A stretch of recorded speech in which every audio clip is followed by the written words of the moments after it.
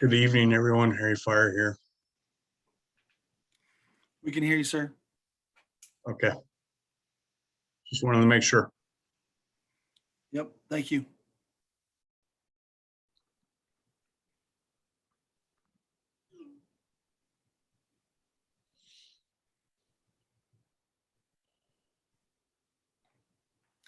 Yeah, we need one more from the Rec Services Advisory Board.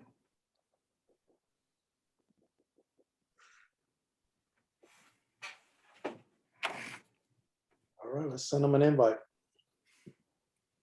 We're working on it, sir.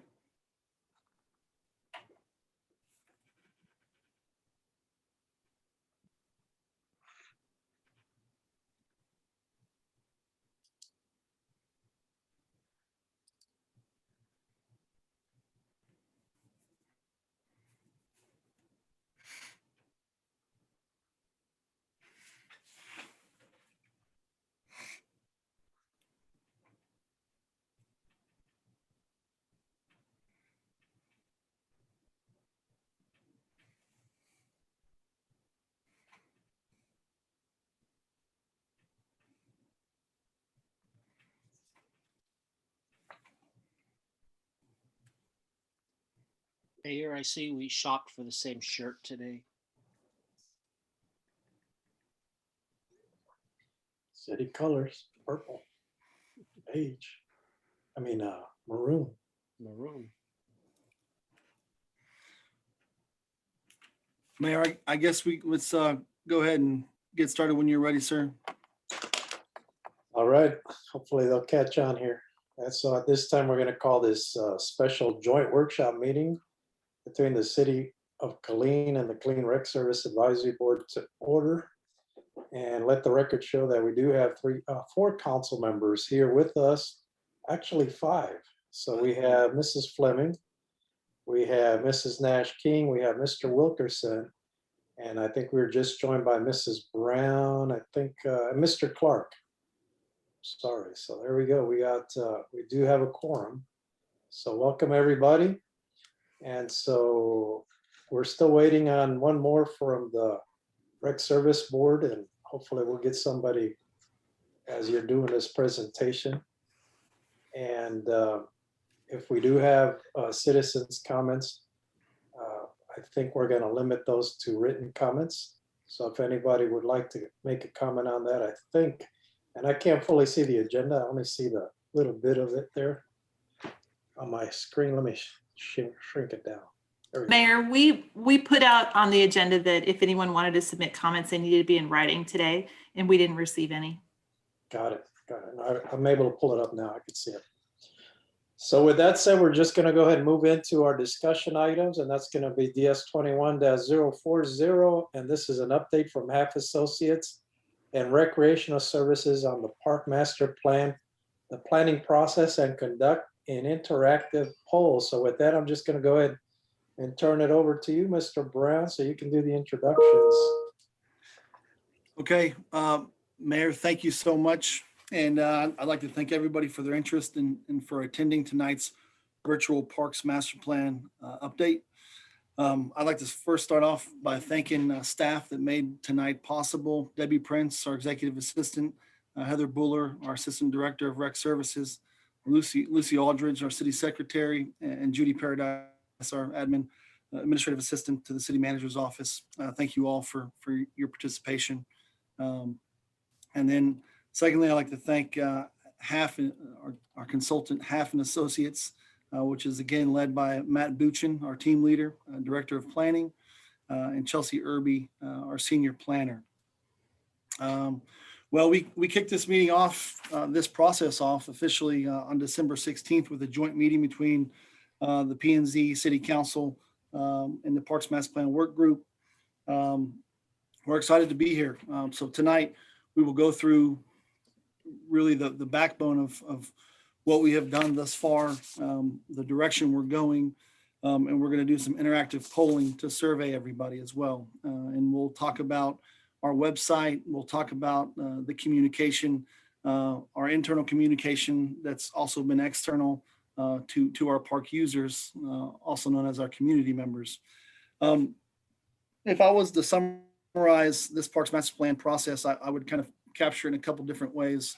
I would say, we're looking to have an updated Parks Master Plan that is compliant with Texas Parks and Wildlife and Open Space Plan, so that we're eligible for those grant initiatives each and every year. We're going to, we have a planning Parks Master Plan website that's full-fledged today. And then fast forward a few months into the summer, when we get this plan adopted by City Council, we will always have a segment on our website designated to the Parks Master Plan process, where you can find pertinent information, because that's solid information to always have out there about your park system. A parks condition assessment. So what do we currently have in our 23 parks? And not only do what we have, but what condition is it? How old is it? What's the deferred maintenance ratio look like in our park system? And then the next piece that's notable and worth talking about is the creation of our operation and maintenance plans that we will do. Part of this plan will be for 4 of our community parks. But the real blessing in creating this operation and maintenance plan assessment is that we'll be able to emulate that for all of our parks. And Matt will talk a little bit more about what that operation and maintenance plan is, but that will help us largely in the aesthetics, the usability, the connectivity of our parks, to include budgeting for our parks, and what it takes to do that. And then lastly, our parkland dedication ordinance. Again, that's a big component of this plan as well. And so we'll talk a little bit about that. And then the last thing I'm going to touch on before I pass it on to Matt Buchan is really looking at the 5 key elements to having productive, engaged parks. And it really comes down to 5 things, and that the attributes, and Matt's going to talk about more about that tonight. But are our parks resilient? Do we have equitable parks? Are they prosperous? Are they connected? And are they healthy? And so we can dive into all 5 of those elements, which we will do tonight. But we're looking at those 5 key attributes to complete parks across our entire park system, because those are all critical components to each park and its viability, sustainability within our park system. So without further ado, I'll go ahead and pass this off to Matt. Matt, thank you. Joe, thank you. And thank you, Mayor and members of council. And I know, and Joe, just want to throw this out, if you do see that you get a quorum on the Recreation Services Advisory Board and you want to interrupt and call that to order, that's fine. No issue on that. Yes, but thank you all for the opportunity to meet tonight. Just to kind of go through a couple things. First, as I'll say, I know we're kicking this off with a quorum of the City Council, but this is really a public meeting, and this is the first public meeting for the general community to kind of also follow along and see what's going on. As part of this meeting, we're going to be asking questions, which are going out to the general community, and starting to see, just like the council and the Recreation Advisory Board, getting all of your input at one time to kind of paint some early strategic directions for how we want to move forward. The other thing I want to mention is that, as this was advertised as, being smart and protective against the COVID-19 pandemic and trying to make sure we're being smart with how we're going to do business.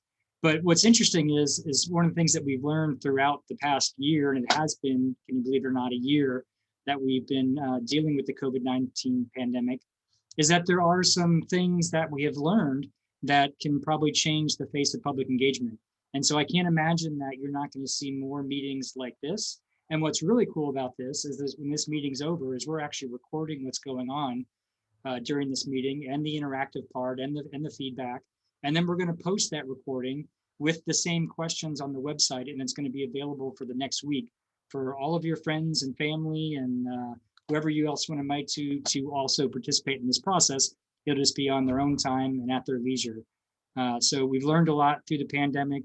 It's given us the opportunity to really do some cool things and expand the engagement process. So don't feel like tonight is your only input in this, or you wish you had someone else involved. You can pass them along the link, and Chelsea will talk about this in a little bit, so that others can participate as only one single component of a much larger engagement process. But tonight I'm gonna do a quick introduction to the team and project. We're gonna have Joe overview some of your park system and its recent successes. We're gonna highlight some of those opportunities for engagement beyond tonight. Again, this is just the very, very tip of the iceberg. We are gonna talk a little bit, as Joe mentioned, about complete parks and the attributes of those complete parks and the building blocks as the foundational element to the park planning process that we're going through. As we go through that process, we're gonna be asking your input on some interactive polling. And at the end, when we're done kind of with the presentation portion, we're going to open it up. The final question will just allow you to ask questions. We'll read those questions and answer them on the screen as long as time permits. So half associates, just for the public, I know that the city council has heard this, but for the public, half associates is a planning, architecture and engineering firm. We work all across the South. As it relates to park planning and design, HAF has been doing this for over 30 years. It's something that we specialize in, and we did have the fortunate opportunity to work with you during your last park planning update. Started back in 2015, got to the end where we pulled together the recommendations for moving forward. And as I'll talk about in a slide or two, what we're talking about as part of this update is totally different. So tonight's team, who you're going to hear from tonight, myself is Matt Buchin. I bring about 25 years of public sector planning, both working for municipalities as well as the past 10 years doing consulting planning all across the country. I did also have a chance to work on your parks plan back in 2015. Chelsea Irby is, you'll be hearing from her tonight as well.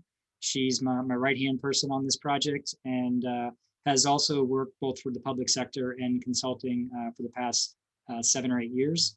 And Joe Brown, as you may or may not know, now I'm talking to the public, he's your recreation services director. So he's your #1 point person on the park system, and he's the mover and shaker that's going to make all this stuff come to fruition with your support.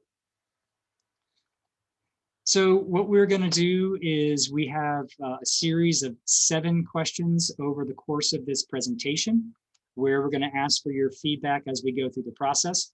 There are 3 ways that you can participate. One is to get on, actually I'm showing 2 ways. You can get on your website. So if you're on your phone or your computer, just type in pollev.com. Enter HAF, and it'll bring up the questions for this tonight's meeting. Or you can just text HAF to 22333, and it will also bring up this process. So I'm going to say that one more time, and then we're going to go to the first kind of test question. It's not the mission critical question, but it'll just kind of give you some time to start to get this pulled together. Okay, so 2 ways to participate in the interactive portion of this meeting. One is to go to your web browser. If you're on a phone, you can go to your computer, you can open up a new tab, or vice versa. If you're on the computer, you can open up your phone on your web and type in pollev.com. And when it brings up that page, type in HAF, and that'll bring us to the questions. Or you can just pick up your phone and type HAF in the message box to 22333, and that'll also bring up the questions. All right, so the first question, just to kind of give you a chance to get that going, and to just to kind of get a feel for who's on the phone, is just we want you to let us know where in the city you live. And we're assuming that you know your council districts. So you have 4 council districts, and then 1 is just outside of the city limits. So if you're not in the city limits itself, and you're somewhere outside, just click on I live outside the Killeen city limits. And I will add, if you're on text messaging, it might not actually pop the message up on your message thread, but if you just simply type in A, B, C, D, or E, since the question is live, it will take your response. all these questions are easy. None of these are intended to be complicated. It's just to kind of get a barometer check of, general feelings after we talk about a particular subject.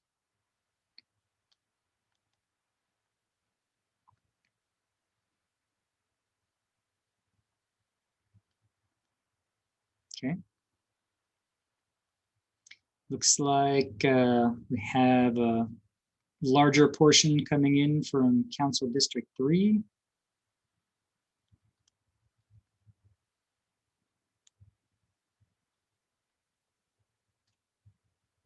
Doesn't look like it's changing. Looks like the majority may be in.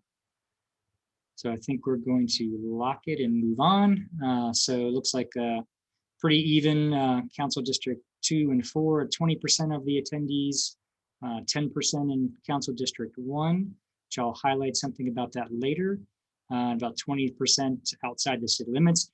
It's just interesting to note that it does not, just because you're outside the city limits does not mean that you are not a park and recreation user in the city of Killeen. You have your extraterritorial jurisdictions, you have some of your surrounding communities that also come in and use park and recreation resources in the city. All right, next slide. So what are we here to talk about? So just to give you a quick overview of the project scope, as Joe mentioned at the beginning of the process, one of the outcomes or deliverables of this process will be an updated, what's called a Texas Parks and Wildlife Compliant Plan, a Parks and Open Space Plan. What that means is that there are certain things that the Texas Parks and Wildlife is looking for to be in a master planning process, including public engagement, as well as identifying both indoors and outdoor priorities. And it makes you more competitive when you're going after grant funding through the Texas Parks and Wildlife process. When you think about the stuff that we worked with you back on 2015 through 2017, that is the deliverable that was part of that process. You got a Texas Parks and Wildlife Compliant Plan.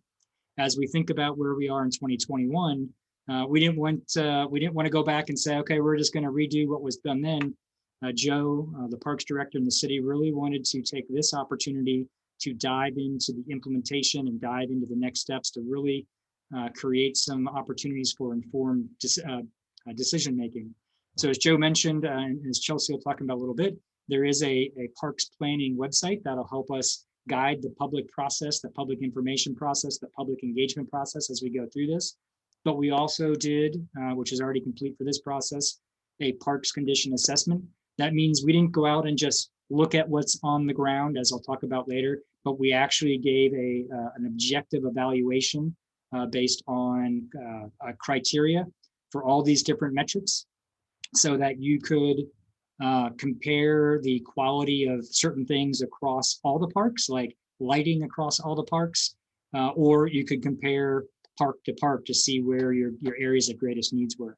Joe also mentioned the operation maintenance assessment for the 4 community parks. So this is really diving into a much more in-depth actual, almost like a business plan for how to operate and maintain those parks. And as part of this, we're creating a template that Joe and his team will be able to emulate across all of their neighborhood parks as well.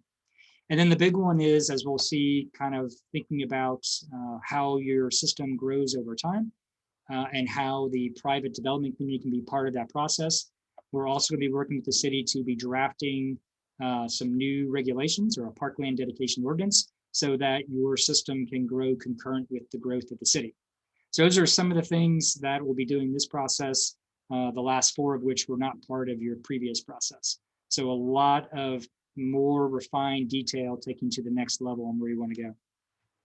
The other thing that's really setting this process apart compared to the 2015 process was a citywide focus on fiscal sustainability. Now, I know in your comprehensive planning process, you'll have a greater conversation most likely about the Strong Towns Group. This is a national organization that is advocating for cities across the country to really dive into their understanding of their long-term fiscal sustainability. And how that applies to parks is, and we're going to see this when we get to the operation and maintenance section, is that oftentimes city can get into the growth mode. And what that means is they're constantly thinking about the additions and moving forward and new items and new transactions and growing the city.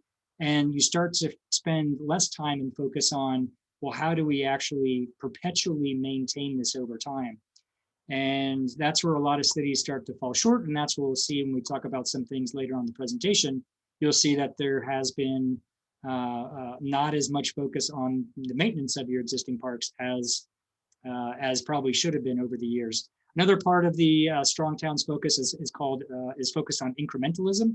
And that means that, don't always focus on the big shiny new things that cost a ton of money. Give thought to how can we incrementally add value to individual park properties. And as we'll touch base on a little bit more, one of the things that we're doing in this process is we're actually going to do a deep dive into 10 neighborhood parks, where we're going to work with the community in those areas and identify, what are the things that they want in those particular parks, and then try to identify, starting with the low-hanging fruit, but how can we incrementally move forward on some of these things, and not worried about the complete overhauls, but about incrementally making these park properties more valuable to their adjacent communities. And how do we view parks as community wealth builders, and how do we look at these park systems as on equal footing as your other infrastructure? So you have your water and your wastewater, and you have your sewer pipes and your streets. Well, parks, trails, open spaces are an equally important part of your infrastructure. But in this case, it's part of your civic infrastructure. And increasingly, and it's becoming even more important with parks and open spaces and quality development in people's decision makings and where they even relocate. And as you think about some of the changes that have occurred over the past year, particularly with COVID-19, and some of the successes that you've seen with remote work, there's oftentimes now a lot more opportunity to even make greater decision making based on quality of life indicators in the city. And parks, trails, and open spaces are an essential portion of that civic infrastructure. You should be hearing more about that as part of your comprehensive planning process. But it is a foundational element of this process as well. I'm going to turn it back over to Joe just to kind of give the public a general overview of your existing park system and some of the successes that have come out of the last planning process before we move on with the presentation. Joe? Thank you, Matt. Yeah, I'm going to outline that this is a great map to look at. It shows you basically all the parks that we have and the areas geographically where they're located. We have 23 total parks in a variety of classifications, but pretty heavy in the neighborhood park classification. We have 14 neighborhood parks, 5 community parks, really 4 existing, 1 future park, which we'll get into in this plan, which is Westside Regional Park. The 4 existing community parks, Condor Park, Lions Club Park, the Killeen Athletic Complex, and Long Branch Park. The 3 special use parks. Special use parks are parks that are designed for that, a specific use. So a dog park, we have a dog park, and then baseball complexes that are designed just for baseball, softball, specific use. A potential regional park in Westside Regional Park, again, over there in District 4, the northern section of District 4. 2 linear parks, Heritage Oaks and Fort Hood Regional Trail. The term linear means that it runs linear. It's a linear park, and typically in linear parks you find trails, trailheads, trail connectors.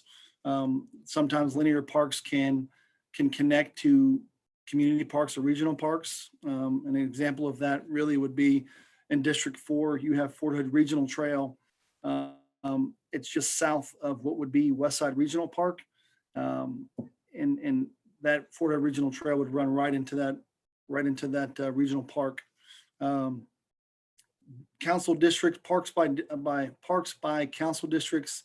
We have 10 in District 1, 6 in District 2, 7 in District 3, and 2 in District 4. I'd like to add that we have 4 trail systems just under 9 miles of trailhead in the park system today. We have 4 recreation facilities in the Family Aquatic Center, Family Recreation Center, Lions Club Senior Center, and the Rosa Herford Clean Community Center. We have 23 playgrounds and 1 splash pad. And so just wanted to share that with you. Next slide.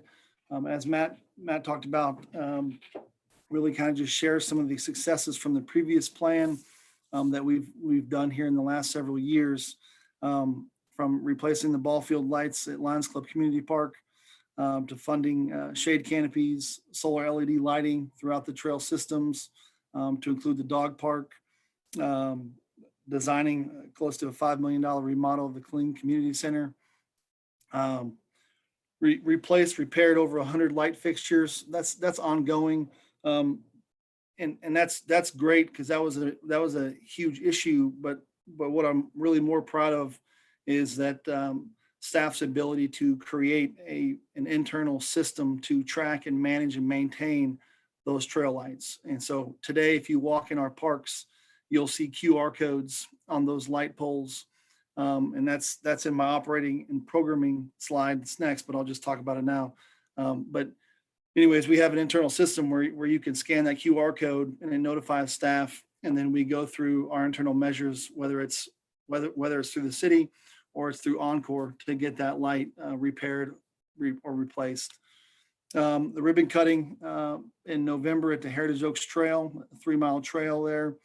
And then coming up here, will hopefully be final by March of 2022, is some park improvements with several park elements addressed and updated and replaced in Condor Park and A Lane Park. So we're spending close to $1.5 million in Condor Park and $300,000 in A Lane Park. So that planning is ongoing and moving very nicely. Fairly soon, we will have signs that we've created and placed in Condor Park and A Lane Park that will communicate what's going on with park improvements in Condor Park and A Lane Park. So if you pull up and the trail's being torn out or that old bathroom's being demolished, you'll have an idea of what's going on there. We renovated the Crawford Bauer All Abilities Playground at Lions Club Park, resurfaced the basketball court at the Family Recreation Center. Just to note a couple of things. And then onto the operation and programming piece. We've created and established a recreation advisory board. We have facility maintenance. We've had some really good conversations, and we're planning to submit it into the FY22 budget, which is basically taking all the hardscape maintenance that the parks crew does today, and perhaps possibly outsourcing that, so that the hundreds of hours and staff that we use to maintain all of the space from the PD to City Hall to any city facility, we can now direct those staff into our parks and work on deferred maintenance in our parks, our trail systems. And so we're going to take a long, hard look at that and the efficiency of that. And so excited about that process. And we talked about the operating maintenance process, to manage the park light system. That's going very well. And we've solidified a community garden concept at Condor Park, working hard to get that done here in FY 21-22. We've updated our website and created a new system for social media across not just Facebook, but Instagram and Twitter. And so we feel like we have a much better presence on social media today. We're also, just add in there, we're working on working and developing a Frisbee golf course throughout the Heritage Oaks trail system, an 18-hole Frisbee golf course. Excited about that. We're going to plan it and budget it for 22. And we also have worked hard. We spent about 1.5 years working on a program called mobile recreation. Mobile recreation, I think, is going to be a very, very big, well-received program in Killeen. And what that is, in a nutshell, is every month, we're going to start it actually in March at Condor Park, the basketball court. So our athletic staff will create a sport activity in one of our parks, and we'll push it out, and kiddos will register for it. It's a free program. They'll show up, and our athletic staff will create a 3-on-3, 5-on-5 tournament. They'll create a wiffle ball tournament. They'll create small-sided soccer tournaments in our parks. So excited about that program. And then we have been working really hard at the shared use agreement with Killeen Independent School District. Had another great meeting today. Really excited about the movement there. So that's going to really benefit a lot of our youth sport programs in the sense that we'll be able to expand them, offer them at different times because we'll have more facilities to house them at. And then on the other side of that is, for example, we'll be able to move youth basketball out of the FRC largely, which wasn't designed to house a league of 500 kids. We'll be able to give kiddos more practice time and game times at the schools where we'll operate those programs. And then on the other side of that, at the rec center, we'll be able to use this space better for members, whether that's open gym, training opportunities through service provider agreements, fitness classes, programs. So I think that's going to be a win-win across the board. Really excited about that. So with that, I'm going to pass it back over to Chelsea Irby. Thank you. Thanks, Joe. So we had the wonderful opportunity a few months ago to meet with the council and the rec services group and the whole parks and park master plan work group. And so that was our kickoff, and we've been doing a lot of behind the scenes work. And so we're really excited about tonight kicking off to the public. This is, like Matt mentioned, being recorded. And so just wanted to say again, welcome to those of you who are going to be watching this later. And so as you can see on the screen, this process takes a lot of people. We work with the council, who's making decisions daily for the city. We work with Planning and Zoning Commission, who, when related to parks and rec, really plays into that parkland dedication and how parks are incorporated into developments. We have our Parks Master Plan Work Group, who is a representative from all parts of the community, and they are our kind of sounding board, helping us through this process. And then, of course, there's us as the consultant, but the fifth and most important part of this process is the clean community. And so this plan, this process would not be here without the community. This park system is not ours. It's not just the councils. It's not just staffs. It's the whole Killeen community's park system. And it's the core of the community. It makes Killeen have a better quality of life because we have park systems. And so we're here to help that grow. And so what we're looking from the community for is guidance. We're here to listen, to hear those issues, those concerns. We want to hear your hopes and desires. We want you to think big, not just about some of the issues of today, but what you want to see the park system like in 10, 15 years. And then along the way, as we move down the line and develop the report, we'll start to craft recommendations and have priorities. And so we're here to hear what the public will support post-plan for some of these implementation efforts. And so again, the clean community is a very important part of this process. And so I'm excited to help lead that effort and find ways to reach the public in many ways. So as Matt hit on, we do have a website that I'll actually walk you through here in a little bit. That's our hub of engagement, a landing page, a place where we house information. And that's an easy web link that I'll go over that you can, when you're telling people about this process, you can ask them to go to the website. We had focus group meetings early on in the process, so we were able to have targeted outreach for specific types of park users and learn some really valuable things in those meetings. Really great discussion, and it's very common across the board that we saw that everyone has the same goal to better the park system, even though everyone has their own specific niche that they're invested in.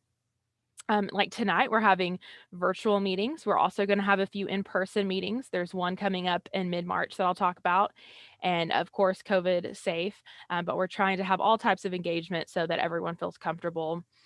We will do some surveys. Some are live right now. Again, I'll go over those, and then some are coming up. We were going to have what we call intercept surveys, where we are in the parks talking with people, but sometimes that one-on-one close interaction might be frowned upon now. So be looking for as you're out in the parks in the weeks to come, for big signs with QR codes.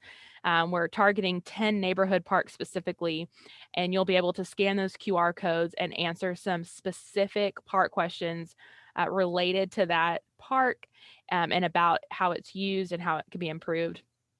And then as the weather gets better and we move into the spring and hopefully better days with COVID, we're looking to plan an actual park work day and involve our youth advisory council. So I want to plug all the active engagement. And so members of the public that are on the phone now or listening, and then our council members and our rec services members, we look to you to help champion this and get the word out. And so if you will send people to KilleenParks.com, as you can see on your screen, we have 3 online surveys that are active. And this is a screenshot of what the website looks like. We have a community-wide survey. Anybody can take it. We want to cast the widest net possible, and get people to take that survey. We have a senior survey that's specifically focused on, I think it's age 55 plus, and we're really looking at how that demographic can use the parks. There's been a lot of good effort put in by the staff in terms of facilities, and we know seniors use facilities, but we want to see how can seniors use our actual park spaces and interact with them. And so we want to get their feedback. And then the third, that actually just launched today through a partnership with KISD, is a youth survey targeting our grades K through 12. Again, and all these are live at KilleenParks.com.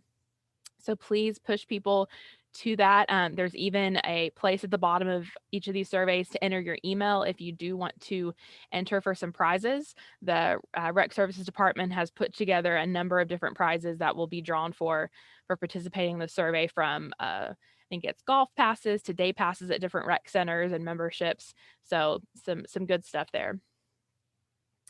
And then we also are gearing up, as I mentioned, for our in-person open house.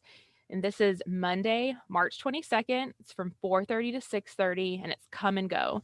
And it's at Lions Club Park Senior Center. This is where we take one step forward, and tonight we're talking about system-wide, but at this public open house, we are going to focus on 10 specific neighborhood parks and really get into how those can be activated and, as Matt mentioned, incrementally improved over time. And so this will be COVID friendly. It's like I said, it's come and go. We'll have plenty of room to space out and kind of filter through the room so that you can participate in the different activities at your own pace.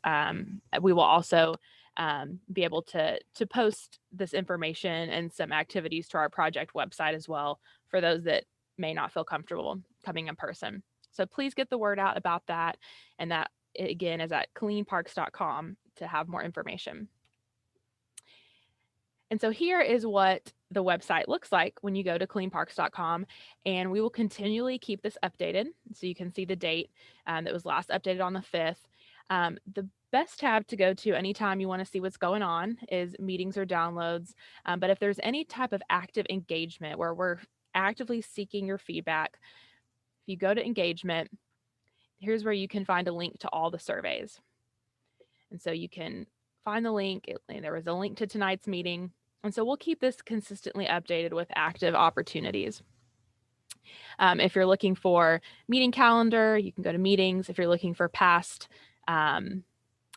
meeting documents, you can go to meeting and presentations. And so please keep this website saved or somewhere you could check it often.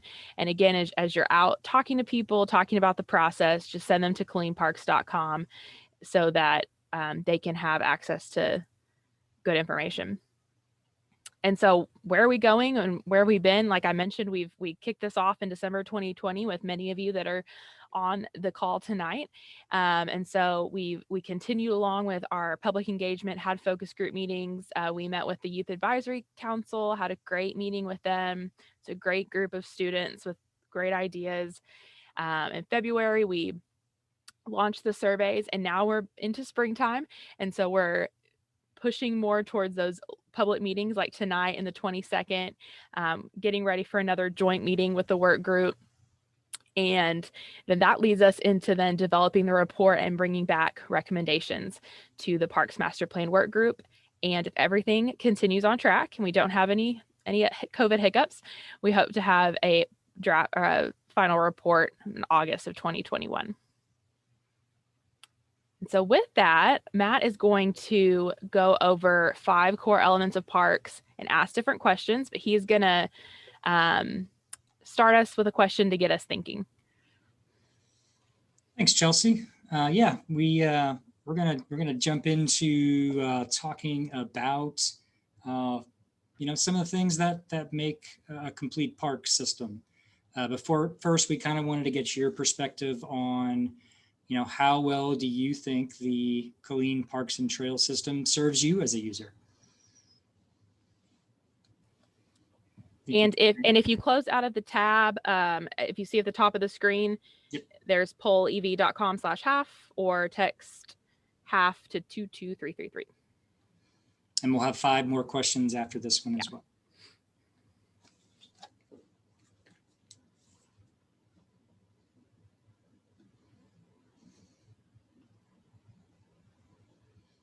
All right, so far, seems like the majority of respondents think the system's okay, but could be better. About a quarter, 30% meets the needs. It's good. 20% currently saying not quite sure that it's serving me like I needed to. No park users. Of course, you have to throw that there just in case. You never know who's going to get on. Give another second or two before we lock it and move on. Okay, I'm going to lock it. All right, so about 58% of the respondents so far think the system is okay, but could be better. About 25% think the system is great and serves their needs as is. About 17% feel that the system is not serving them well at all. All right, well, as Joe kind of mentioned at the beginning, we wanted to look at your park system maybe through a different lens. And so the rest of this presentation is going to focus on that different lens, thinking about your park system entirely differently. And historically, the growth of park systems have all been about, do we have enough acreage? And then the next level would be how easy is to get to those kind of those parks, and then that was it. When we think about what we need to be thinking about with parks today, we need to really be thinking about 5 different attributes. One, a very big component of that is how connected are we to our park system? Does the parks and the parks programming lead to more healthy outcomes? How does parks play a role in that? Is our park system resilient and is able to handle changing times and conditions and changes in usage with things like the pandemic and ups and downs with fiscal sustainability? Are we being equitable in our provision of parks across the entire city? And then how do our parks lead to a more prosperous community? Part of that community wealth building that we talked about a little bit in the beginning with the Strong Towns movement. So the natural question is, how do we measure that? And one of the things that we wanted to talk about this time are, what are the attributes of complete parks? And we'll throw out that there's 5, and then after that, I'll dive into some of those building blocks.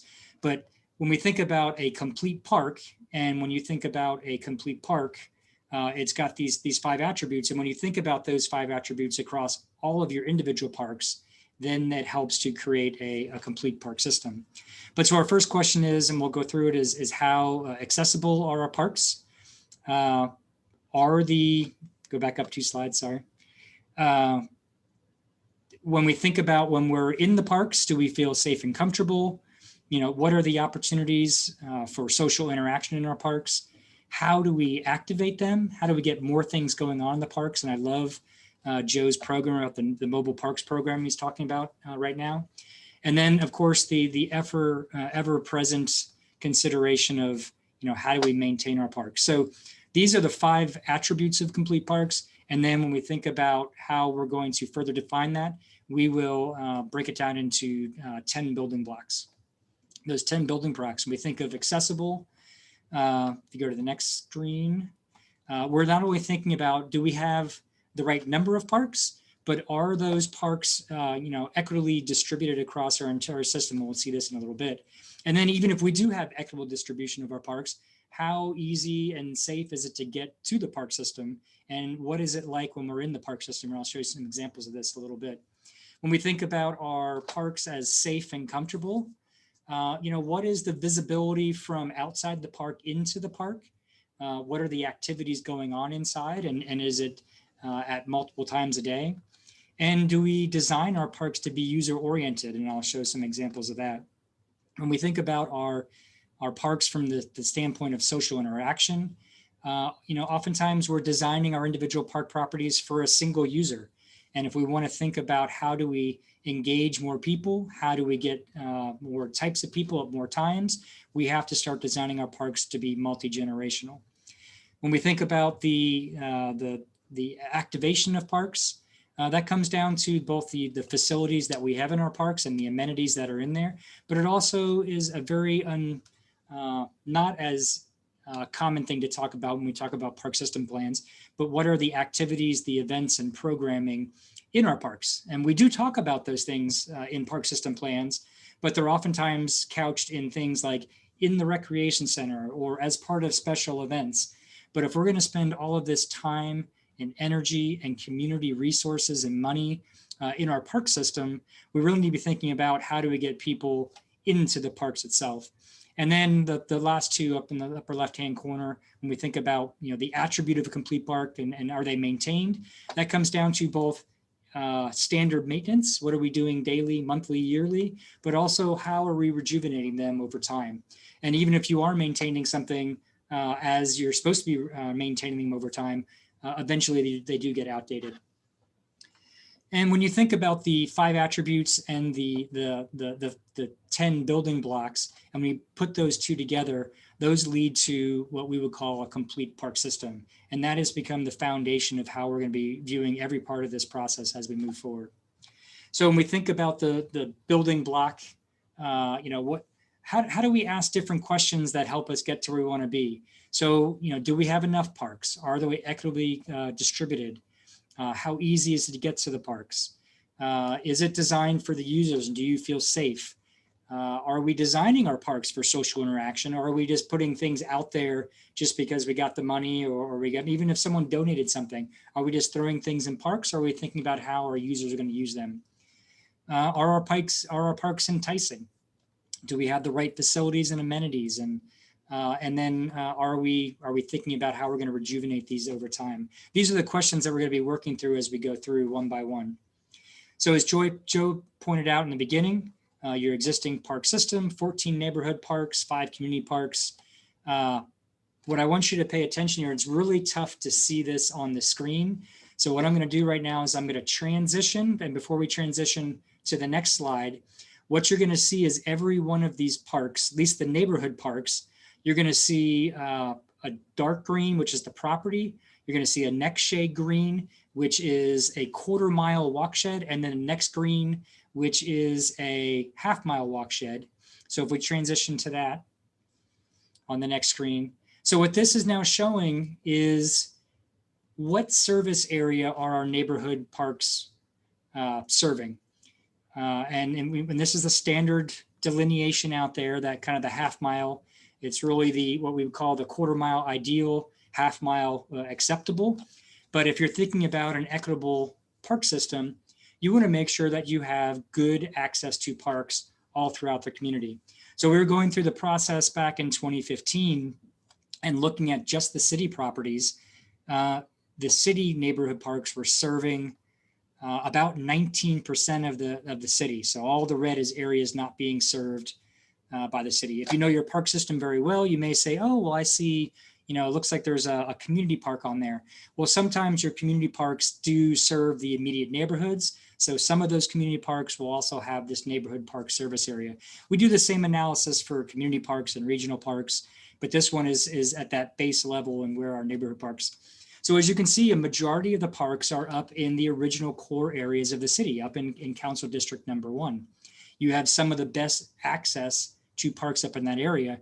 And what this really points out, when you look at it from this standpoint, is you actually have a very deficient geographic distribution when you think about where the city has grown over the past 20, 25 years. And because you didn't have a process in place to kind of get property and develop park properties concurrent with growth, as you grew over time, you started to not have the right amount of park systems. Now, fortunately, we don't always just look at, when we think of geographic distribution, we don't just look at your city-owned properties, because there's other entities out there that have portions of park-related resources that support some of our users. So we're going to transition to the next screen. And what you're going to see pop up is all of the city properties that are in the city. And when you think about your elementary schools and oftentimes your middle schools, not really your high schools, but your elementary and middle schools, a lot of them have park-related resources. They have playscapes, they have basketball courts, they have some tables and seating, and they may have some volleyball courts, things of that sort, a little bit of open space areas. So when we think of how geographically covered are we do add in some of the opportunities that are being provided from your school system. Now, the city does have 3 joint city school parks. Those are 3 areas or 3 elementary schools where separately on the property, you have separate park resources. And Joe, you can correct me if I'm wrong off the top of my head. Is it Hunt, Maxdale, and Aduma? Or is it, no, it's Timber Ridge, Aduma, and Maxdale are the 3 school joint properties. And those are actually marked. So you can, I don't know if you guys can see my cursors on the screen. Actually, you probably can't, but you can see Chelsea's over in the northwest quadrant. Those properties are over there.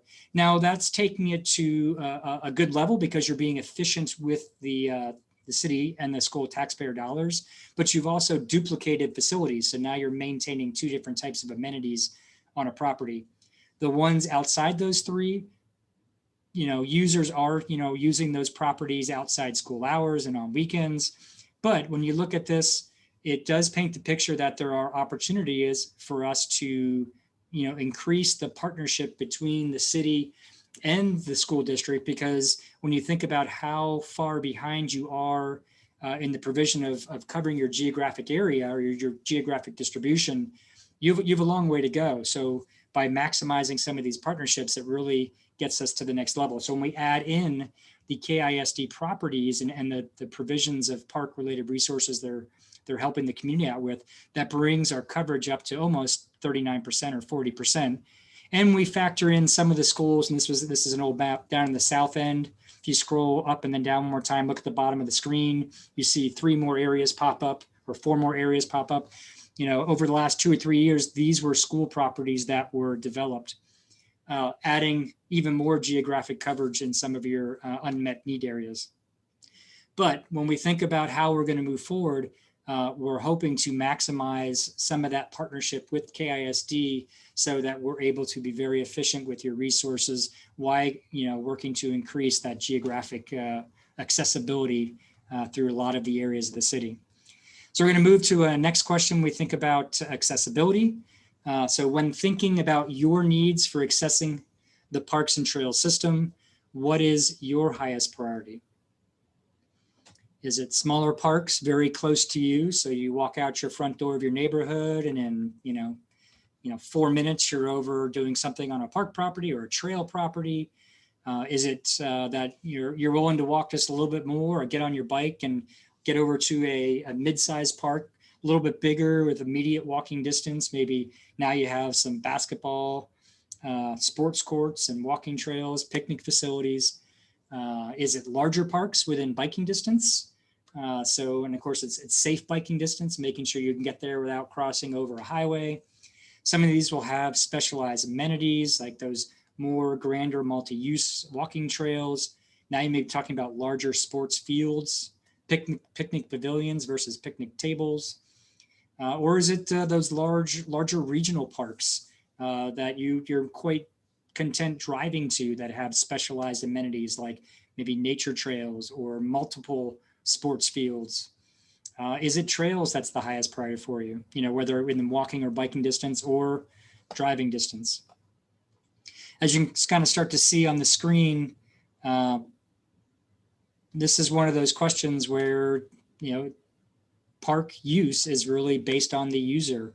And it could also be based on where you are in your time period, your life period. You could be, single and all you do is get on your bike and go over to a regional trail. Then you could have children and now, close accessibility. So you can push your stroller over there.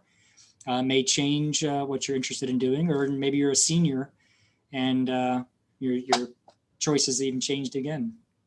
Looks like we kind of stopped getting the input. Looks like the largest portion of the group has said larger parks within safe biking distance, but both the midsize and other parks also got some responses. All right, next building block, park safety and comfort. When we think about park safety and comfort, one of the things we'll be thinking about as we go through this process is looking at the picture on the left is, what are the adjacent uses around our park system and how visible is the system from the street? There are great examples of, really dovetailing those adjacent land uses with our park system, and also looking at it as an added value about how do adjacent land uses benefit from, and I mean benefit, from the standpoint of money. How do the property values and property assessments go up around parks?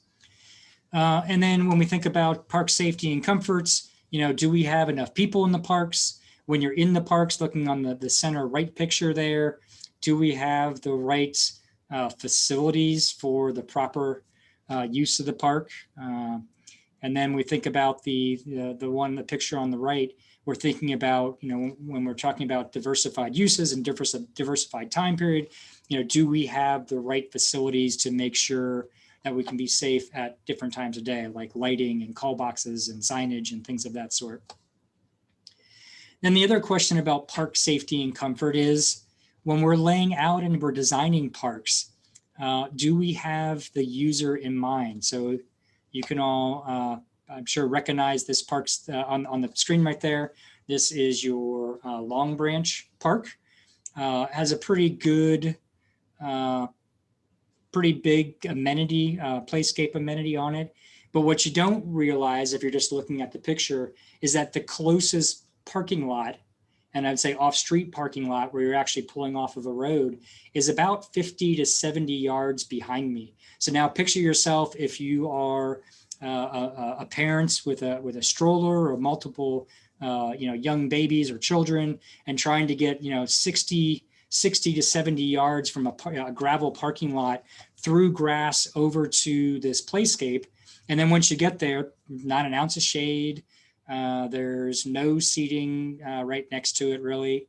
There is a active street going through the park off to the left where some people do park. But if you're, a mother or a father with, multiple young children running around, there's no delineation between this playscape area and the active street. So when we think about comfort, we need to be thinking about who is using it, who's our primary user, but we also have to think about who are our secondary users that come with our primary users, and are we serving everybody there? And while this is a great amenity, there's design features that can be done to make it more comfortable, more user-friendly for all the users that come, make it more safe for the young children that are out there. So when we think about park safety and comfort, we already got some, because I had it popped up. Some of the things we want you to be thinking about is what are the things that make you feel safe related to or uncomfortable when coming to some of the city's parks and trails? Is it that, and you can choose up to 3 choices.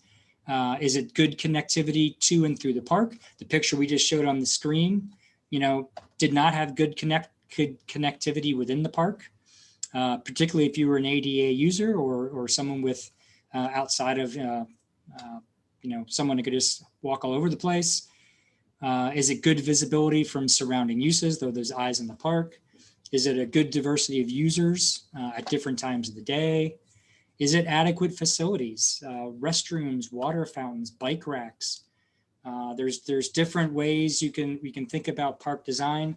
Some people believe that your neighborhood parks, and this is actually not a neighborhood park, this is one of your community parks, but think that your neighborhood parks don't need to have some of those amenities because it's in the middle of the neighborhood. But if you're trying to get your users over there for more than a half hour or 45 minutes, having opportunity to go to the bathroom or get water or lock up your bike so you can walk to the other side of the park, these are all facilities that can make the difference between showing up on a property for a half hour or staying there for multiple hours. Updated amenities, quality maintenance, lighting, shade. Looks like I don't see any more changing of responses. So it looks like adequate facilities was the number 1 thing. And I'm sorry if I'm going like this, I have a fly flying around. All right. Let's go to the next question. Next building block or next attribute is parks for social interaction.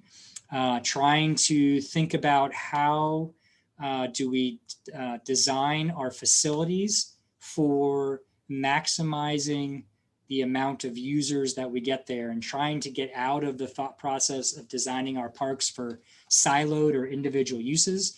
So what I mean by that is going to a property, throwing down a playscape, and calling that a park.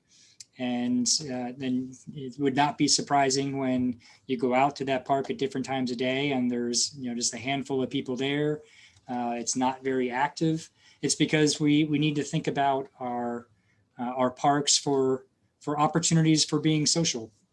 So trying to find things that bring people together in larger groups, like splash pads, like picnic shelters, like destination amenities, like skate parks, and of course, big ones are dog parks. Very, very important for social interaction. So these are some of the things that we're thinking about. But when we're thinking, but we want to kind of talk with you and see what you think are some of the opportunities for social interaction that we should be considering.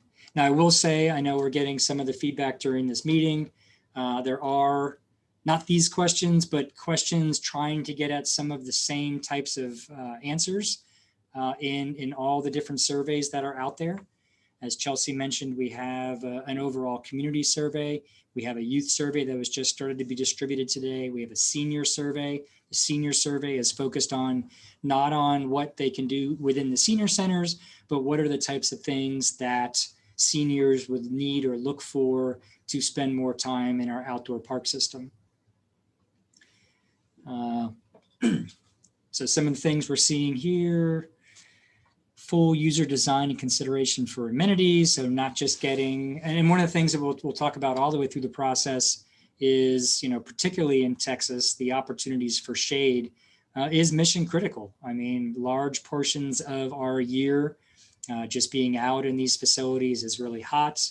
When we think about our picnic shelters, our playscapes, just areas with trees, just various opportunities for getting in the shade. So it looks like increasing the variety of activities in the parks, multi-generational considerations, expanded hours of operation. When we think about expanded hours of operation, you're starting to narrow down the pool of people that would want to participate in those expanded hours, but there are core groups of people that like to be out in our parks and trails that, sometimes before sunup and sometimes after sundown. And when we get to the next slide after this in a second or two, I'll paint that picture, or we'll do it now. All right.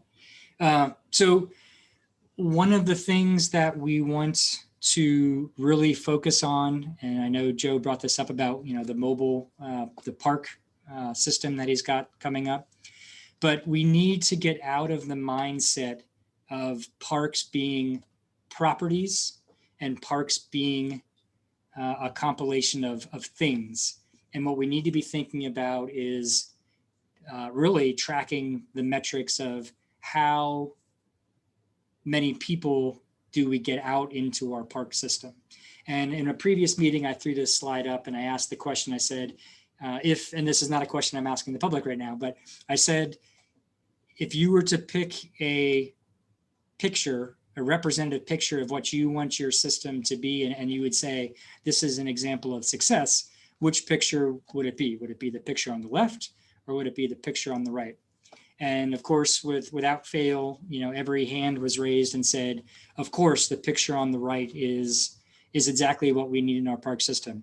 And the answer is that is absolutely true. However, what I can tell you is that the picture on the left was a community that I worked in somewhere in the last 7-8 years, where this was all that they could afford to activate their trail along the Resaca system. This is a community down in Lower Rio Grande Valley.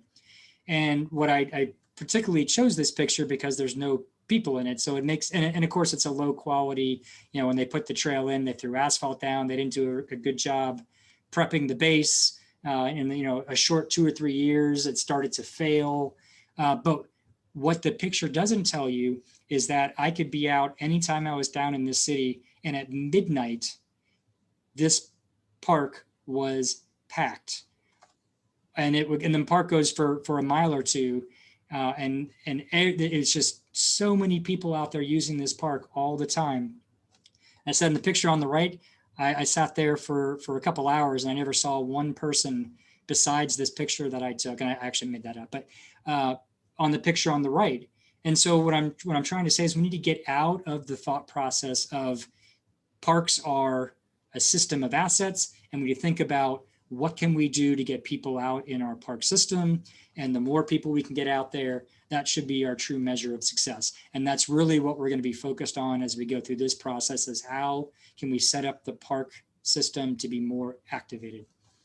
Next question, or next slide. So when we think about activation, I threw this in as just an example from the National Recreation Parks Association, quantifying things that can be done in our parks that make a difference. Programming. So each additional supervised activity increases park use by 48% and physical activity by 37%. It totally changes the types of users that come in our park. Just the addition of simple walking loops alone, walking loops within our little park systems, increased park use by 80%. Now, I know we've been out in your park system many, many times over the years, and you have, as Joe said, 4 linear trails, and I know you have 1 or 2 kind of loop trails, particularly in your Lions Club Park. Great loop system, but every one of your parks could have an internal small loop system, and that could totally change the types of people that get out there and times of day. Having play areas, of course, on all your parks are going to have play areas, and then the amount of marketing. And it says here, on-site banners and posters, but really, if you actually read the report, it also talks about marketing from the standpoint of that constant communication with your public, and constantly keeping in front of them with things going on in their parks. Opportunities for when this mobile park system comes to their park, opportunities for special events, opportunities for in the park programming and activities, things of that sort. So when we think of parks activation, we're going to go to the next question. So when thinking about opportunities to increase activity in the city's parks and trails, what are the types of things that you feel the city should consider from your standpoint as a user?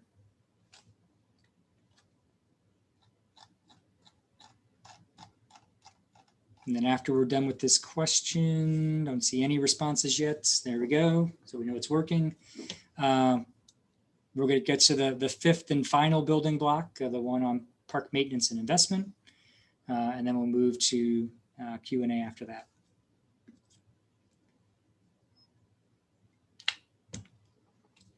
So some of the answers: more opportunities to volunteer, community involvement in the park workdays, adopt the park programs. Just because we're talking about park properties does not mean that we're only talking about recreation. There's opportunities for education. There's opportunity for using parks to create a civic infrastructure, to build future leaders, to get people just engaged with city operations, give them something to do. In the park exercising classes, that could be either a city-sponsored thing, or it could just be a program where you permit and allow individual people to do their own classes, like boot camps or fitness trainers, things of that sort. As long as they're in their parks, having a system to monitor that. Lighting for early morning or evening use, using parks for other things, again, not for just recreation, but community gardens, food forests, special events, destination amenities. So these are, picking certain things that aren't just for the neighborhood, but are for, enticing economic development and tourism dollars coming to the city. And increasing communication. So it seems like a large group on the call tonight talking about increased use of park properties, community gardens, food forests. I know as we move through this process, Joe has a lot of experience with that he brings to the table, and has a lot of things that we're already talking about and he's already working on to bring some of these things into your park system. So a lot of good stuff. All right, and then the final conversation is about the park maintenance and investment. And this is where we go back to that original Strong Towns discussion about, not constantly chasing the shiny new object on the fringe, and focused on, how well are we maintaining things that we have in the city. This is a photo of the playscape, the covered playscape, I would point out, at Lions Club Park, right by the recreation center. And you can see behind another playscape in the background with a covered pavilion. If we go to the next slide, here is the trail system at Lions Club Park. Nice multi-use trail, concrete, great lighting. It's got seating. It's got some aspects of shade starting to grow in the area.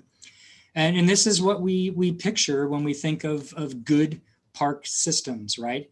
And I would love to say this is exactly what how your park system looks like all across the board. But the reality of it, if we go to the next slide, this is an example of another trail also in your park system that has been there for quite a number of years, and this is what it looks like. This is a little decomposed granite loop trail. Probably a little bit deficient in its original design, and it wasn't designed to shed the water, during rain events. So it kind of create the riffles and ruts and things of that sort. Did not get maintained over time.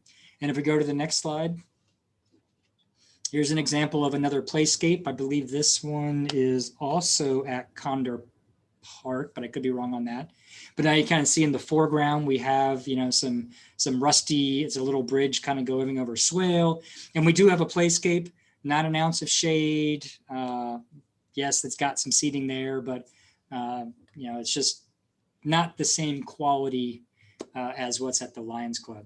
And so we think of, and there's other examples out there where the pictures are even worse. And so when we think about how do we get more people out into our park system, we have to find opportunities to increase the maintenance of all of our park properties moving forward. Go to the next slide. And so as part of this process, we're doing two things to help out with that. One is we did a park system a park condition assessment We went out to every park, and it's 1, 2, 3, 4, 5, 6, 7, 8. I think it's 16 different metrics. So we went out and we did an objective evaluation, ranking criteria of the sports courts, the fields, the planting, the quality of the turf, the signage, and across all that park, we now have an objective evaluation across certain topics across the whole park system. So we can compare the quality of lighting across the entire system, park by park, or we could actually compare park against park. And we did do that as we started to think about what were the 10 parks we were going to focus on as part of that incremental investment. And as Joe mentioned, we had the operation and maintenance assessment to talk about what are the types of operation and maintenance practices, what do we have available and what are their capabilities? What are we spending on budget? What are some best management practices? How do we track maintenance over time? How do we look at the needed delineations? And what are those opportunities to reduce maintenance? And that's a really important part. If we go to the next slide, is how can we think differently about our existing park properties? So again, the picture on the right is actually the part of the trail from the Lions Club Park. And then the picture on the left is the picture from your Heritage Oaks Trail that just opened up within the past year. And I have these two pictures in here because they paint two different pictures. And the one on the left, if you see, it's pretty much natural outside the trail system, right? The one on the right, we're mowing the entire property edge to edge. And I would say, and I didn't ask this question as part of this process, but which one would you rather be on? Which one has more visual appeal, more things to look at, more kind of just more enticing to be on? I would go to say that the one on the left is more visually enticing than the one on the right, which is very stark and empty. So as we think about our existing park properties, what are the opportunities to think differently about maintenance, areas of actively being maintained versus areas where we can do something a little bit different, maybe allow some areas to go natural so that we create less maintenance obligations for the city, create better visual differences from the view shed, and then repurpose that time to do other maintenance in the park system. And as Joe mentioned, you're currently exploring opportunities to, I think, outsource some of the responsibilities that were previously done by the park staff that's really not in their purview, and repurposing that time to then put right back into maintaining, improving the parks on the ground today. And then just painting the picture of the park conditions. Here we're showing that quarter-mile walk shed. It's not really a walk shed, but I was just used it to kind of show color. And I only have 2 more slides and then the last question. But basically, as we did this condition assessment, we looked at the neighborhood parks on the screen and said which ones are the best conditions and which ones are the worst conditions. So the ones in green, the kind of the Lions Club area, as we saw in the pictures, very well maintained. The next ones that were kind of all in that kind of what we call that 2 to 3 level, so mid-range in quality, Aduma, Maxdale, Phyllis, and AA Lane, kind of they were okay in quality of conditions.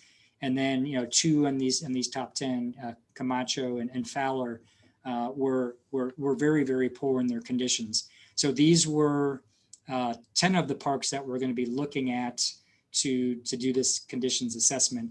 But that wasn't the only question we asked. We also said, what was the original park age and how have they been rejuvenated over time? So we had a second metric that we were looking at, and this was looking at kind of the same system of parks. It painted a little bit different picture, but we looked at both because you could have an old park property that was quality maintained and updated, and it would score very well, or one that was, in the last 5 or 6, 7 years hadn't been touched and is now in poor condition. So we looked at it from multiple different ways as we think about how to move forward with these 10 parks during the rest of this process. So one final question before we go to the Q&A. When considering limited resources, and limited resources is a very important point, which one of the following is most important to you? And you could choose up to 3. Would you, if you had limited opportunity to invest in your parks, would it be to improve the condition of the existing parks? Would it be to add amenities to the existing parks? Would you be like, we need more parks, let's add new parks? Or adding more recreational opportunities, more in the park programming, or special events? Where would you spend your limited opportunities, your limited resources?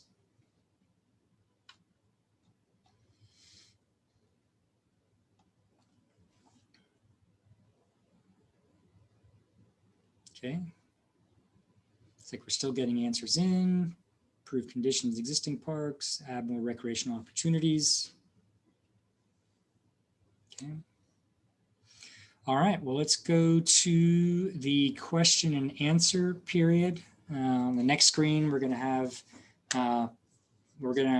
so you're not seeing it on the screen, but we're gonna transition for those that are responding to the interactive polling.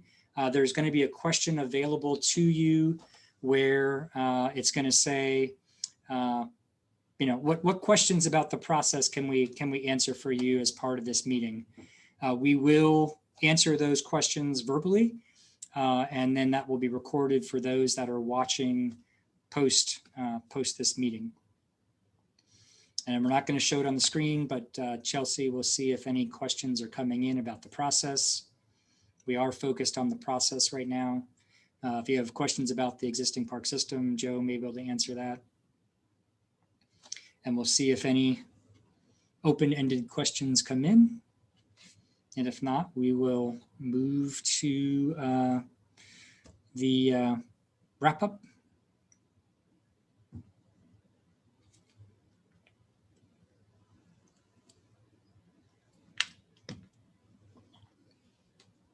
All right, I don't think we got any questions. Hey, I got, Let's Oh, try there you it. go. Let's try it Mr. now. Walker. It just went live. So let's try it now. So now if you have any questions, it just went live. You can try that again, pollev.com/half or text half to 22333. Let's give it just a few more minutes. It took a second to open up.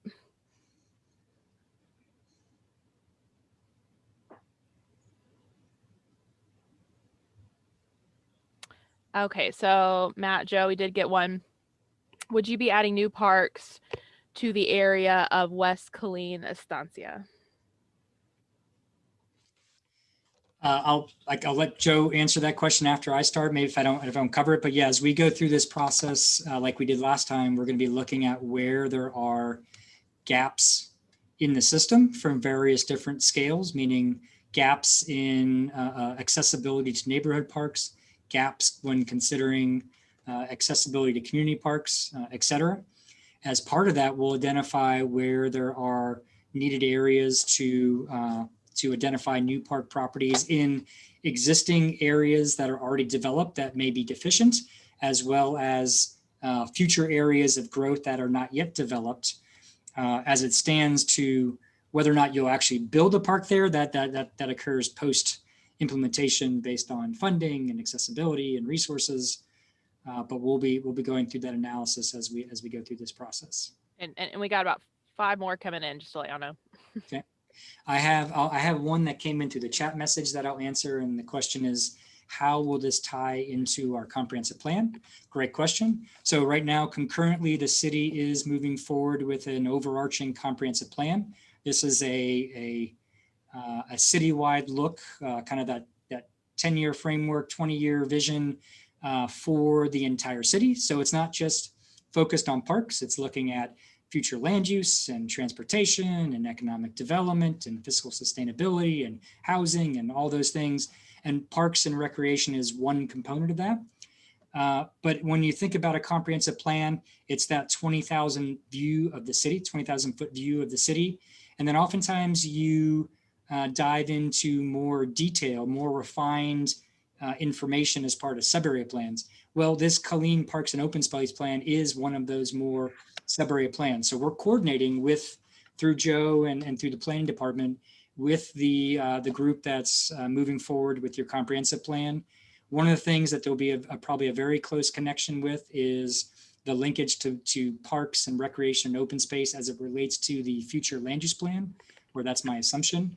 And then there'll be some overarching goals and probably objectives that come out of that we'll be working to make sure we're answering as part of this more refined sub-area plan. But they all do work together cohesively. Yeah, and a few more. We'll move on here. Maybe we got a few to move through fast. Would you be able to connect parks to expand bike trails? So a couple things. And I showed this in a previous meeting. You know, when you think historically, park systems were just individual, properties that, were geographically spread apart across the city to make sure you get there. Over the past 20 years or so, a huge focus and emphasis has been on providing connectivity to and through the city. And how do we use the park system to do that? And there's been a real big trend over the years about growing your regional green space system. So there's opportunities to find green space trails off street and some of maybe your floodplain corridors. And then there's also the on-street connectivity, whether we're talking about on-street bike lanes or sidewalks or what we call oversized side paths or larger sidewalks along the road.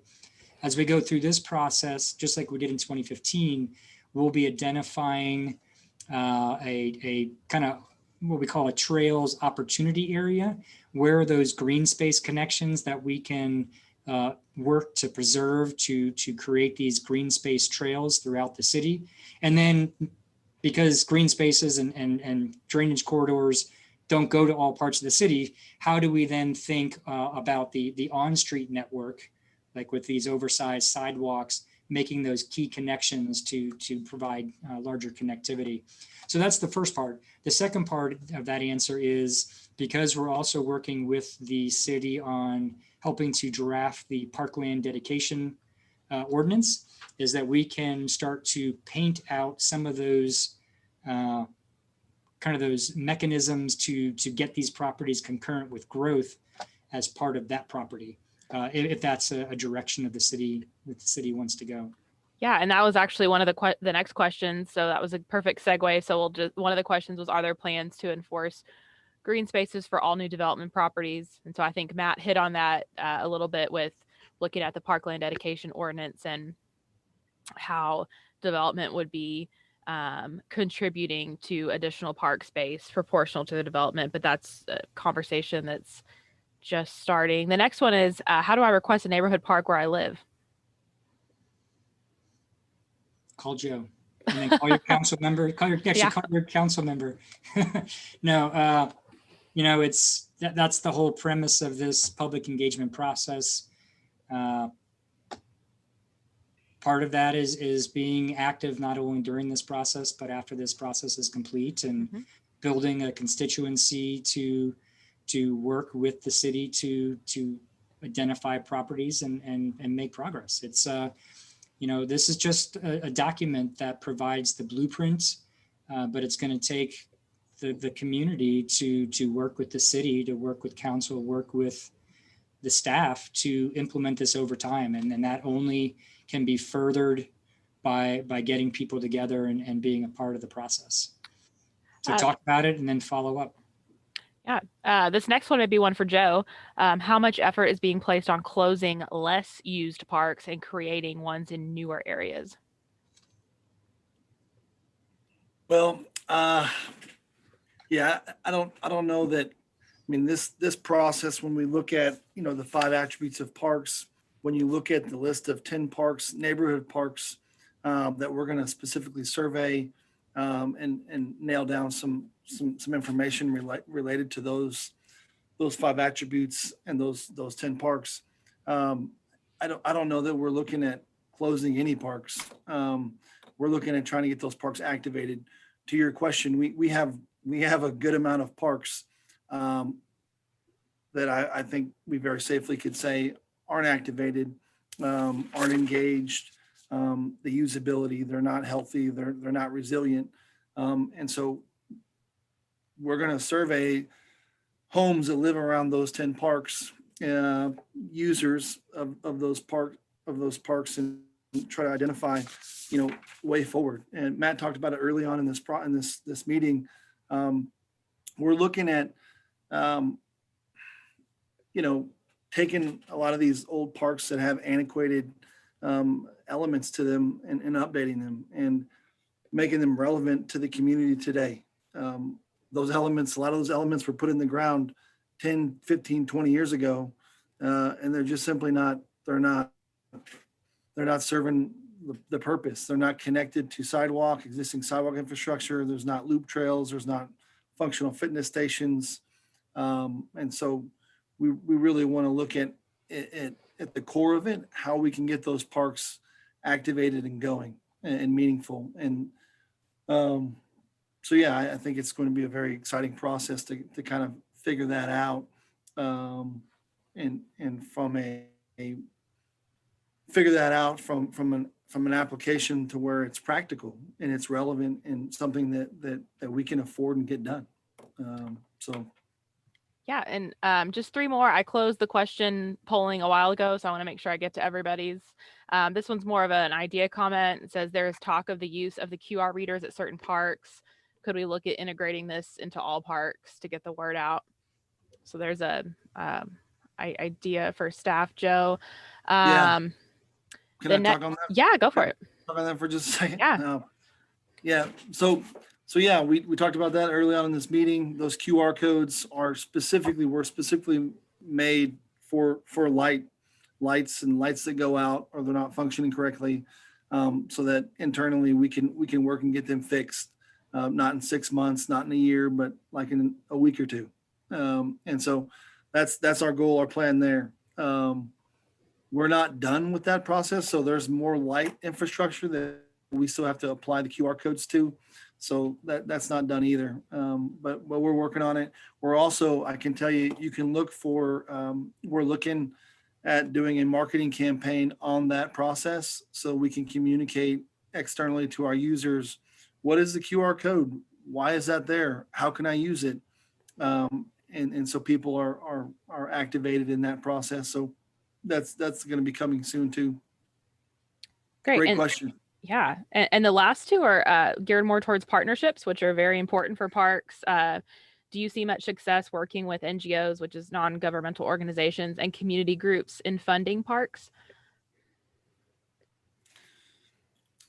I'll answer some of that question. I would say that the community group funding in Killeen related to parks has been longstanding and very successful.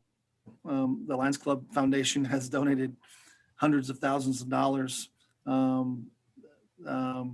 So there's been some very strong community organizations that have donated large amounts of money or raised large amounts of money in Killeen related to park infrastructure. And I think that will continue to happen.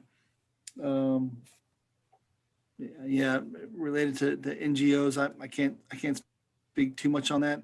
I will tell you, Matt also mentioned it, but we've had some very, very positive, encouraging meetings with our school district as it relates to school property, park property, and how can we really increase the quality of life. And we've thrown out and created a couple of parks within school property, but can we do more there? Like what else can we do with that? And so we're having those conversations now, not only to park amenities on school property, but also connectivity from neighborhoods to applicable parks. So yeah, I think we're going to continue that dialogue with the school district. And I think that's going to be very positive in the upcoming years. And last question before. I have one too, by the way. Oh, go for it, Matt. It came to the chat. It said, should hike and bike trails be listed as a park or a semi-park, or how should the other classified with related to other parks in the system? I will throw out. It's not fully understand the question, but there's 2 things to look at that with hike and bike trails. There are trails that we'll be looking at, kind of almost three classifications. One is green space trails, so things that would show up along your green spaces, floodplains, drainage corridors, off the street, natural boundaries, in park trails, so loop trails within parks. But then there's also on street, where you're physically in the right of way of the roadway, and we would call that more of an active transportation component.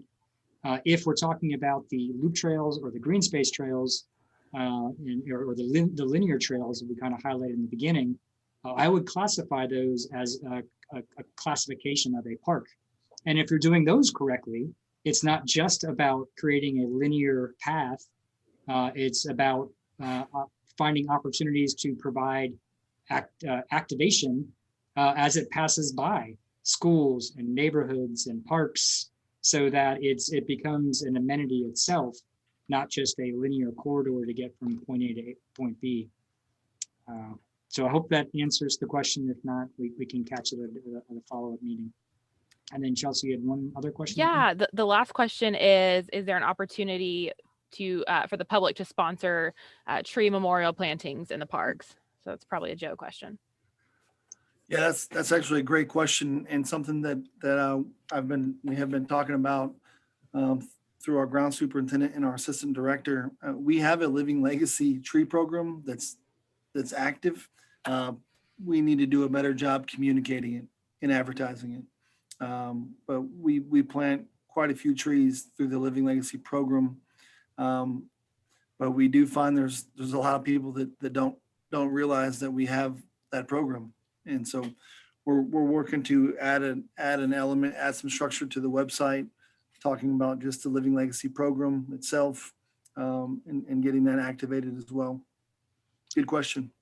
Great. We also talked about the last planning process, which will carry into this process, is there's also an opportunity to think about developing like a park foundation program, where you could go as far as developing minimum design standards for facilities, benches, shade structures, whatever it might be, and then widely and continually advertising that as an opportunity for not just larger corporations and things of that sort, but for anybody who wants to make an investment in the parks. They come in and say, yeah, I'd like to buy a bench. And it's already a pre-established thing. You know exactly what that cost is for donation. And they, it's like, we already know we need, a bench in this park, and they can come in and just sponsor that bench. And it's already a predefined type program to extend the opportunities to more people to want to invest in your park system, just by having a predefined program already set up for that kind of process. Yeah, and before, thank you, Joe and Matt, for answering questions. Before the mayor closes this out, I just want to reiterate some public input opportunities. Thank you for almost everyone who stuck with us this whole time. We've only gone 9 minutes over, but please, please, please go to KilleenParks.com and promote the online survey. Share that in your social media circles, your email circles, and promote the community-wide, the senior and the youth. And then please mark your calendars for Monday, March 22nd, Lions Club Park Senior Center. It's come and go. And another thing that we would ask everyone promote is this meeting that just took place at KilleenParks.com. We're going to post the recording so people will be able to hear everything we've talked about. And even though the Poll Everywhere is not live, since it will be pre-recorded, we are going to include a SurveyMonkey link with the video so they can answer the same questions that were asked tonight. So for anyone that didn't make it, if you think that someone would enjoy this meeting or really get a lot out of it, please share KilleenParks.com with them. We will have this link up within 24 hours, as Zoom takes a while to download from the cloud. And if you do need any contact info for the Parks Department or want to reach out after this, you can contact Miss Debbie Prince. She's the executive assistant of the Rec Services Department, and her number's on the screen, and she's a great resource. So Mayor, I will turn it back over to you for adjournment.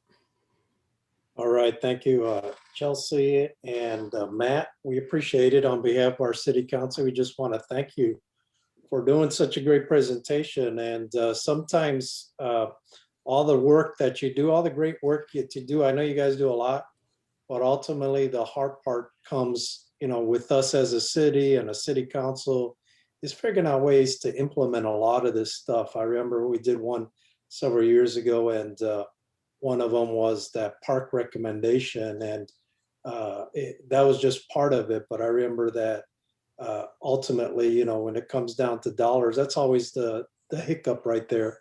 And we weren't able to do that. But I just want to say thank you to your staff there. Thank you for Mr. Brown, for your staff. Look forward to continue the progress on this. And everybody that's here, I know that we had a full quorum here. The whole city council was present. So I appreciate that. All council members that were here listening to that will probably get another round of this. So I think that's really going to stand out in our minds here. And it just goes to show that I think that everybody here that thinks this is an important project that we as a city are doing. And so I think that quality of life in a city is one of the things that help make a city grow. And parks is just a huge part of that.